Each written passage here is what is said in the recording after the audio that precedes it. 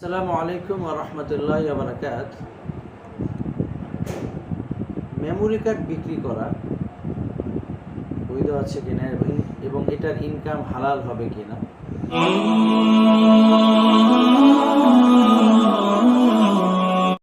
কারণ অনেকেই মেমোরি কার্ডকে অবৈধ কাজে ব্যবহার করে থাকে। এই প্রশ্নের উত্তর হলো, মেমোরি কার্ড যেহেতু বৈধ কাজে ব্যবহারের জন্যই বানানো হয়েছে এবং এটাকে বৈধ কাজে ব্যবহারের অসংখ্য অপশন আছে। মানুষ এখানে ওয়াজ ডাউনলোড করে থাকে, ব্যক্তিগত নথিপত্র ডাউনলোড করে থাকে।